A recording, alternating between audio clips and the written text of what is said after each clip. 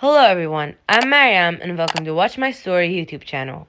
Please make sure to give us a like and subscribe so you get notified whenever we upload a new video. I am Mariam and I was born in Pakistan. I was about 18 years old when my cousin Malik proposed me to marry him. Him and I grew up together as kids. In our city, it was custom for parental cousins to get married. I did not love Malik, but I did not hate him either.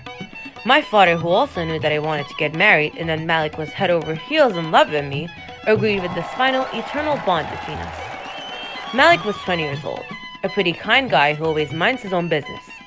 He had a small shop in the city we were living in, and he was making all the money from that shop. Everything in our life was great, and I was gradually falling in love with Malik. After the birth of my first daughter, Fatima, I felt that I was the happiest girl in the world. After that, Ali and Saeed were born. As time went on, the children grew up and I had more free time than usual. I decided to go to a sewing class so that I wouldn't be bored and to help Malik. I also learned how to sew, and from time to time, I sewed clothes for fun and to make a living. In short, 20 years have passed, and one night, my grandmother became very ill. After the doctors were done with their tests, they said there was no more hope and that she was living her last days. One day, my father called me and said, "Mariam, come home. Your grandma is not feeling well. We need to talk to you and Malik. It's important."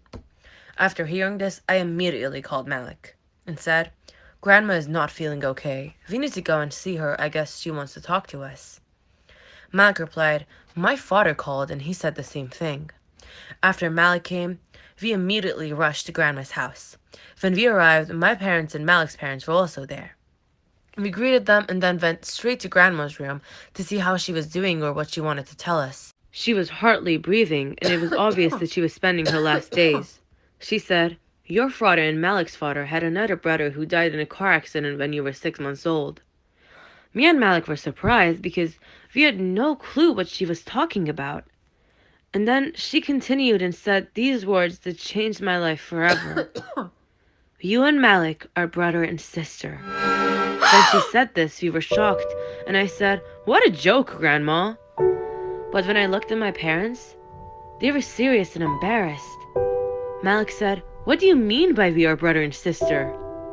My grandma continued, "Your parents and Malik's parents have died in a car accident 42 years ago when you were 6 months old and Malik was 2. Therefore, each of your uncles raised you, and that's how you two became cousins."